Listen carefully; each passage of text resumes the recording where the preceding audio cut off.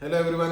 अभी कुछ दिनों में निफ्टी और बैंक निफ्टी में अगर देखा जाए तो करीबन वो ऑल टाइम हाई पर मार्केट्स निकल गए। हालांकि ऑल टाइम हाई के बाद में कुछ हद तक उसमें एक हेल्दी करेक्शन भी दिखाई दिया, जिसकी काफ़ी ज़रूरत भी है।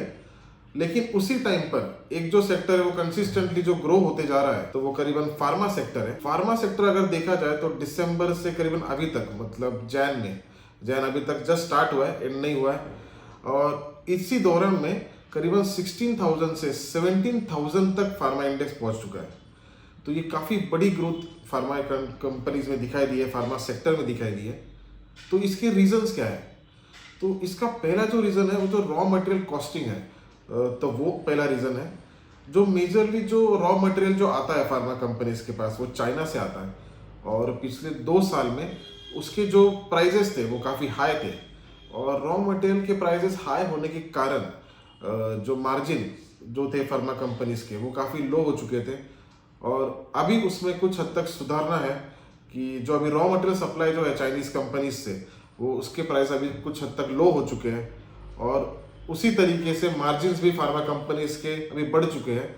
और इस चीज़ का परफॉर्मेंस फार्मा कंपनीज में दिखाई दे रहा है, और इसमें और ज़्यादा मार्जिन्स सुधरने की आशंका लगी हुई है, क्योंकि ये माना जा रहा है कि और जाके रॉ मटेरियल जो कॉस्टिंग रहेगी वो और ज़्यादा कम होगी, और उसके कारण मार्जिन्स और बढ़ने की आशंका है। और दूसरा जो एक रीज़न है, वो जो नया एक वायरस जो निकल के आ रहा है सामने, जिसके बारे में हम सब सुन रहे हैं, JN1 वायरस, ये ओमिक्रॉन वायरस का एक म्यूटेंट है। इसके अभी करीबन 1500 से ज्यादा केसेस इंडिया में बढ़ चुके हैं। हालांकि ये स्टेटमेंट आ रहा है कि ये ज्यादा सीरियस इशू नहीं है अभी फिलहाल के लिए। WHO का ये कहना है कि ये इजिली ट्रांसमिसेबल है, मतलब ये एक इंसान से दूसरे इंसान को इजिली ट्रांसमिट होता है। लेकिन इसके जो हेल्थ इश्यूज है वो इतने ज्यादा सीवियर नहीं है।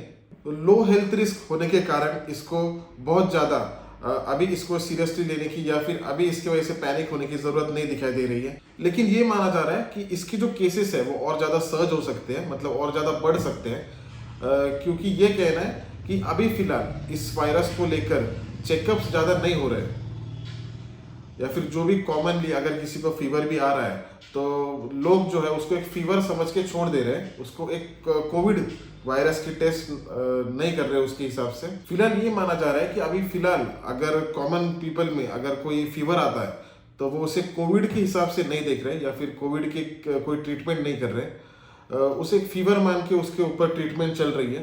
तो इसके कारण केसेस जो है कुछ हद तक कम हमें दिखाई दे रहे हैं। इस दिसंबर मंथ से जब से केसेस बढ़ना शुरू हुआ है तब से अगर देखा जाए तो फार्मा सेक्टर में भी काफ़ी राइज दिखाई दे रही है।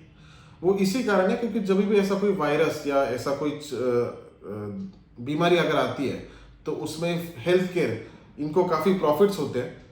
तो इसी कारण फार्मा सेक्टर में हमें काफ़ी बड़ी ग्रोथ दिखाई दे रही है।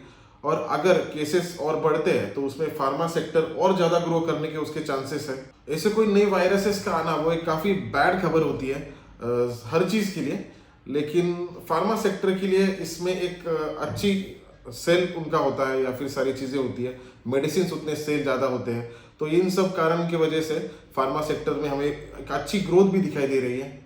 लेकिन अभी फिलहाल ऐसे नहीं दिख रहा है कि इसका कुछ बहुत बड़ा इम्पैक्ट होगा, क्योंकि जो पब्लिक हेल्थ की जो रिस्क है वो काफ़ी लो है। इसमें से बहुत ज़्यादा कुछ फेटल या भी बहुत ज़्यादा हानिकारक इसमें से कुछ सिम्टम्स निकल के नहीं आए हैं। तो ये है हमारा करंट फार्मा सेक्टर के बारे में आउटलुक। आई होप ये वीडियो आपको बेनिफिशियल रहे। Thank you.